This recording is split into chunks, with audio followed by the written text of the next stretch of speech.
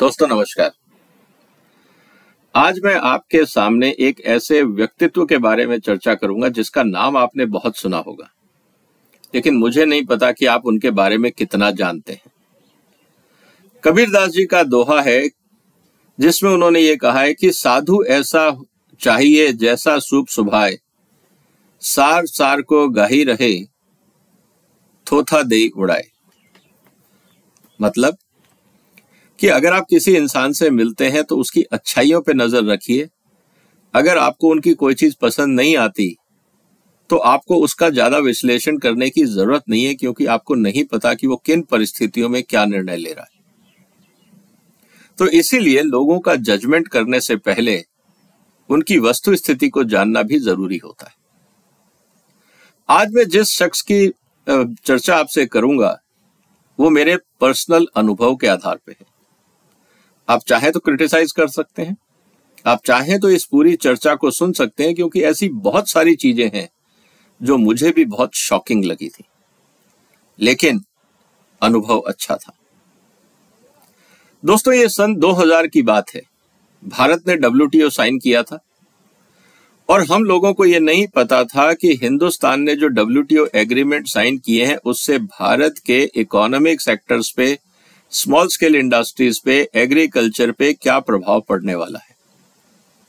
तो जब हमें ये नहीं पता था और अगर हम तैयार नहीं थे तो WTO का बहुत ज्यादा घातक प्रभाव हमारी आर्थिक स्थिति पे पड़ सकता था।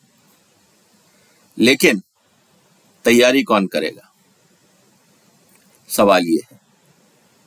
दोस्तों, बात ऐसी है कि एक दिन मैं अपने ऑफिस में बैठा था और मेरे पास महाराष्ट्र के एग्रीकल्चर डिपार्टमेंट के एक सबसे बड़े अधिकारी का फोन आया कि पवार साहब आपसे मिलना चाहते हैं। मेरी जिंदगी में किसी पॉलिटिशियन से वो पहला वार्तालाप होने वाला था, हुआ नहीं था। तो इस एक्साइटमेंट में कि एक इतना बड़ा आदमी मुझे क्यों याद कर रहा है और मिलने की बात कर रहा है, तो चलो चलते हैं, देखते हैं क्या होगा। टाइम तय हुआ कि अगले दिन 3 बजे हम पवार साहब के घर जाएंगे। हम वहां कहे। मेरा नमस्कार और वेलफेयर पूछने के बाद पहला सवाल जो पवार साहब ने मेरे से किया वो ये कहा, तुम बायोटेक्नोलॉजी के बारे में क्या सोचते हो? एक पॉलिटिशियन के मुंह से निकले हुए ये शब्द मेरे लिए शॉकिंग थे कि एक पॉलिटिशियन बायोटेक्नोलॉजी के बारे में क्यों पूछ रहा है। खैर, हमने सोचा एक पॉलिटिशियन को कितनी समझ होगी। हमने भी एक कैजुअल जवाब दे दिया कि sir it's a technology, depends कि आप उसको कैसे यूज करना चाहते हैं या समझना चाहते हैं। उन्होंने अगला सवाल दोहराया जो उससे भी ज्यादा टेक्निकल और पॉइंटेड था, तो हमने और संभल के जवाब दिया। तीसरा सवाल उससे भी ज्यादा टेक्निकल और पॉइंटेड था, तो मेरा सर से निवेदन था पवार साहब से कि sir can I go back to the first question. मैं इसलिए आपसे ये बात कर रहा हूं कि कभी कभी हम लोगों को उम्मीद नहीं होती कि हम किससे बात कर रहे हैं, हम एक परसेप्शन लेके चलते हैं। खैर, बहुत सारे किस्से हैं, लेकिन कुछ बातें मैं आपको पवार साहब के बारे में बताना चाहूंगा, क्योंकि मेरा उनके साथ करीब 7 साल का एक क्लोज एसोसिएशन रहा है एज ए प्रोफेशनल। मेरा कोई राजनीतिक उद्देश्य उनके साथ नहीं रहा। सन 2000 में, जैसा मैंने शुरू में कहा, कि जब भारत ने WTO साइन कर दिया तो उस समय यह चर्चा हो रही थी पॉलिटिकल और ब्यूरोक्रेटिक सिस्टम में कि भारत को एक थिंक टैंक बनाना चाहिए WTO के मुद्दों की स्टडी करने के लिए, और ये जिम्मेवारी सौंपी गई इनफॉर्मली। उस समय जितने पॉलिटिकल लीडर्स थे, प्राइम मिनिस्टर्स थे, फॉर्मर प्राइम मिनिस्टर्स थे, एक इनफॉर्मल मीटिंग हुई और उसमें यह कहा गया पवार साहब को कि साहब आप लीड लीजिए, जो सपोर्ट होगा हम करेंगे। और कहीं ना कहीं से घूम फिर के मेरा नाम पवार साहब तक गया, क्योंकि जब मैं IIM अहमदाबाद में था और उसके बाद जब मैं इंडस्ट्री एसोसिएशन लीड करता था तो मैं WTO पे बहुत कुछ लिखता था, ये कहते हुए कि इस सेक्टर को, WTO को हमें सीरियसली लेना चाहिए, नहीं तो ये हमारे लिए बहुत सीरियस चुनौती हो जाएगी, खासकर किसानों के लिए और स्मॉल स्केल इंडस्ट्रीज के लिए हमें जल्दी कुछ करना होगा। मुझे नहीं पता था कि मेरे आर्टिकल पवार साहब पढ़ते हैं। जब उन्होंने ये कहा मीटिंग में कि विजय, जितने तुम आर्टिकल लिखते हो कि हमें क्या करना चाहिए और क्या नहीं करना चाहिए, अब वक्त आ गया वो सब करने का। तो अब मुझे बताइए कि जो तुम लिख रहे थे उन सबको अगर एग्जीक्यूट करना है तो क्या करना होगा। यहां से मेरी उनसे इंटरफेस की शुरुआत हुई थी। मैं ज्यादा लंबी कहानी में नहीं जाऊंगा, बहुत किस्से हैं, कभी वक्त मिलेगा मैं आप लोगों के साथ शेयर करता रहूंगा। लेकिन कुछ चीजें जो मैं पवार साहब के बारे में आपके साथ शेयर करना चाहता हूं, जो हमें जाननी चाहिए और एज ए प्रोफेशनल हमें सीखना चाहिए। जैसा मैं हमेशा कहता हूं कि हमें सीखने से मतलब है, वो क्यों कर रहा है, किस लिए कर रहा है, वो अलग बात है। सबसे पहला, पवार साहब जैसा पंक्चुअल आदमी मैंने अपनी लाइफ में नहीं देखा।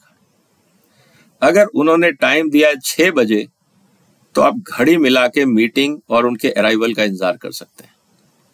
ना वो 5:40 या 59 की बात करेंगे, ना 6:01 की। एग्जैक्ट 6 बजे you should be ready with your papers for discussion. ऐसी पंक्चुअलिटी मैंने नहीं देखी। एक बार हम नीति आयोग, जिसको आज हम बोलते हैं प्लानिंग कमीशन बोला जाता था, वहां पे अरुण शौरी साहब वाइस चेयरमैन थे, वाजपेयी साहब की सरकार थी। पवार साहब और शौरी साहब ने WTO संबंधित कोई मीटिंग रखी। उस दिन हमारे सिख भाइयों का एक फेस्टिवल था जो उनके घर के पास 2 गुरुद्वारे पड़ते हैं। ये उम्मीद थी कि शायद वहां पे जुलूस होगा, ट्रैफिक होगा, तो हम 20 मिनट पहले निकले। इंसिडेंटली उस दिन वहां जुलूस का ऐसा कोई चैलेंज नहीं था, तो हम 15 मिनट पहले पहुंच गए क्योंकि रास्ता 5 मिनट का ही था। मीटिंग में जाने की जगह पवार साहब ने ड्राइवर को कहा कि हम जल्दी आ गए हैं, हम उनका जाके टाइम वेस्ट नहीं करना चाहते, आप गाड़ी धीरे धीरे चलाइए और 1 राउंड एक्स्ट्रा लगा के आइए ताकि हम एग्जैक्ट टाइम पे पहुंचे। और यही हुआ। ये मेरा कहना था कि अपने टाइम की रिस्पेक्ट और दूसरे के टाइम की रिस्पेक्ट, पवार साहब से मैंने बहुत कुछ सीखा। दूसरा मुद्दा, शायद जितना वो पढ़ते हैं, मैंने किसी पॉलिटिशियन या ब्यूरोक्रेट को भी पढ़ते नहीं देखा। चाहे वो बायोटेक्नोलॉजी हो, चाहे वो IT हो, चाहे वो कोई और साइंस हो, चाहे पॉलिसी डॉक्यूमेंट्स हो, चाहे WTO के डॉक्यूमेंट्स हो, चाहे कोई डॉक्यूमेंट हो, आप उनके हवाले कर दीजिए। और उनका एक ही था कि मेरे पास छोड़ जाओ, कल ले लेना।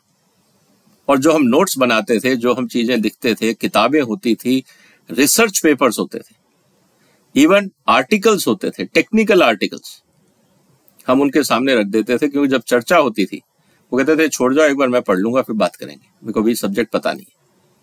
और जब हम अगले दिन उनसे मिलते थे तो आर्टिकल में जगह जगह रेड पेन से मार्किंग होती थी।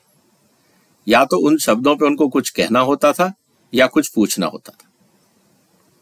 कैन यू इमेजिन कि एक पॉलिटिशियन टेक्निकल एकेडमिक लिटरेचर को इतनी डिटेल में पढ़ता होगा? यह सीखने की बात थी। दूसरा इंपॉर्टेंट चीज उनकी थी कि जब भी वो किसी मीटिंग में कहीं बैठे होते थे तो नोट्स बनाते थे। आपने कभी भी पवार साहब की कोई तस्वीर देखी होगी, फोटो देखी होगी, उनके हाथ में हमेशा आपको एक फोल्डर मिलेगा पेपर्स का।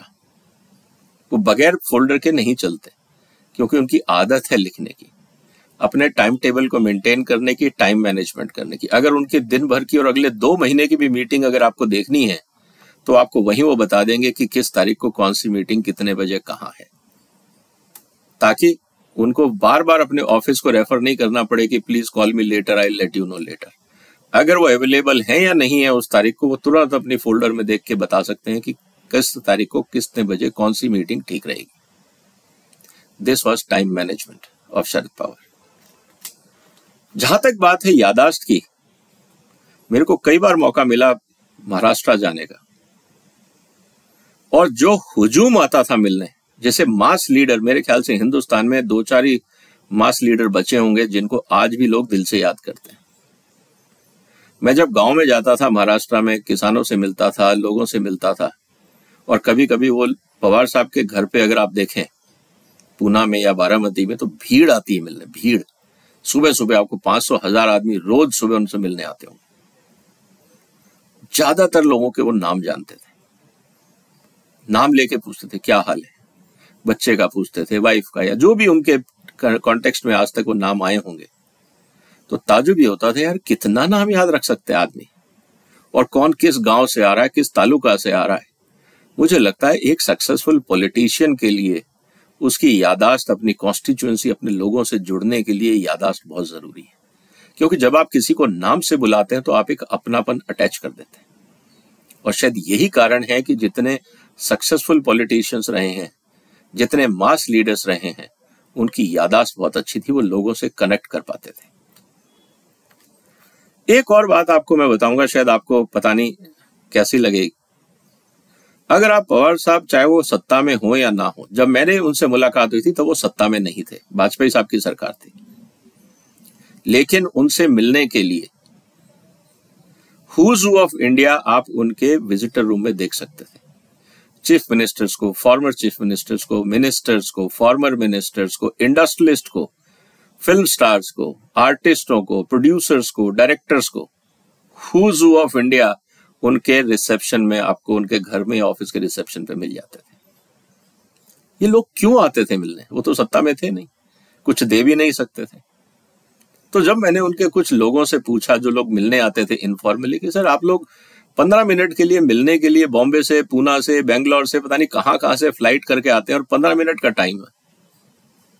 तो बहुत इंटरेस्टिंग जवाब इंडस्ट्रियलिस्टों ने या सीनियर लोगों ने दिया कि विजय पवार साहब, जब हम कंफ्यूज स्टेट में होते हैं, हमें समझ में नहीं आता कि पॉलिसी किस डायरेक्शन में जाएगी, राजनीति किस डायरेक्शन में जाएगी, या इकोनॉमी और पॉलिटिक्स में, पॉलिसी मेकिंग में क्या होने वाला है, क्लैरिटी के लिए हम आते हैं।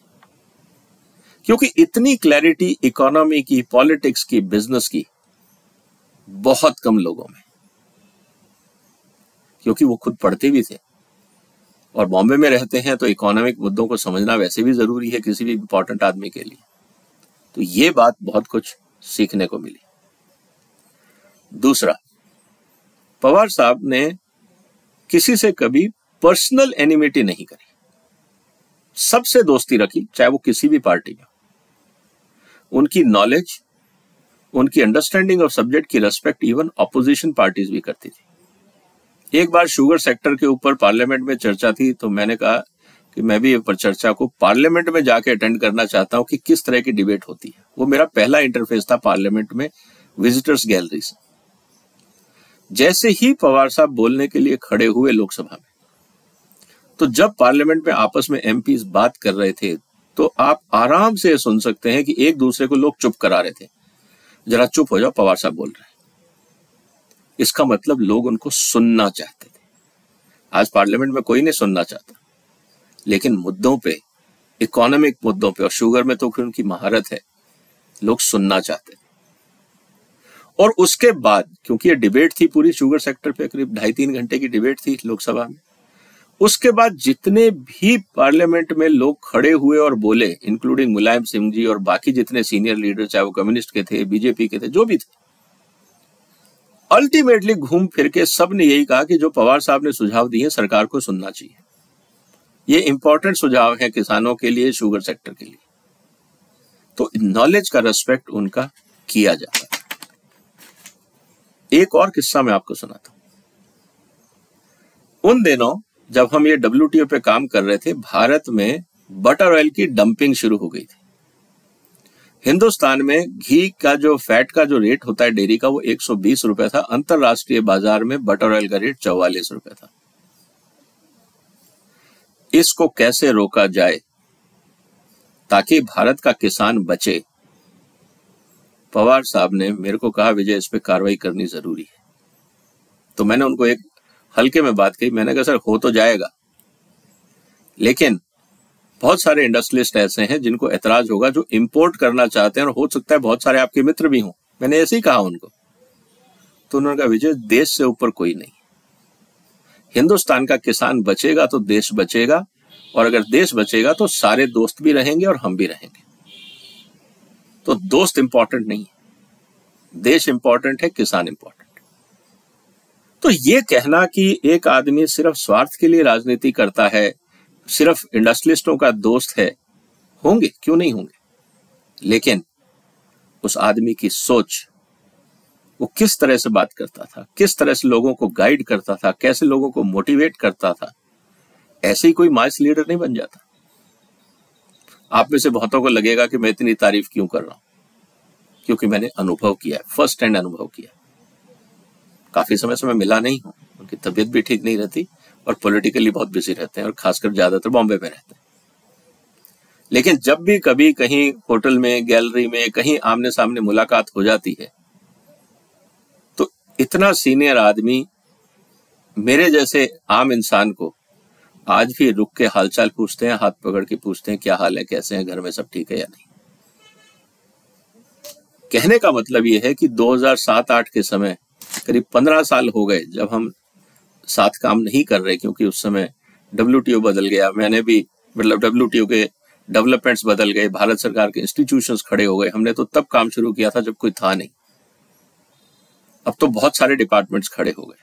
बहुत सारे किस्से हैं कि पॉलिसी मेकिंग में, WTO में पवार साहब ने किस तरह से एग्रीकल्चर के कानून बदलवाए, किस तरह से bureaucracy, media, political system, professionalism का एक टीम वर्क क्रिएट किया। हिंदुस्तान में पहली बार इतना जबरदस्त टीम वर्क जिसमें industry associations, media houses, political parties और ब्यूरोक्रेसी, पांचों लोगों ने मिलकर राष्ट्र हित में किस रफ्तार से काम किया था, मैं उसका विटनेस था, क्योंकि सारे डॉक्यूमेंट मुझे ही बनाने पड़ते थे।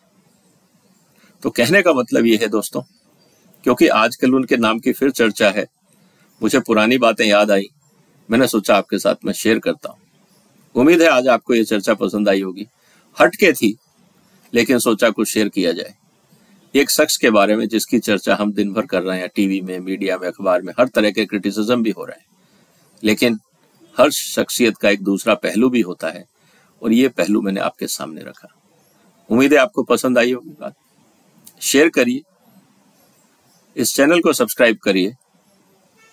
फिर मुलाकात होगी, तब तक के लिए आपने वक्त निकाला, आपका धन्यवाद। वंदे मातरम।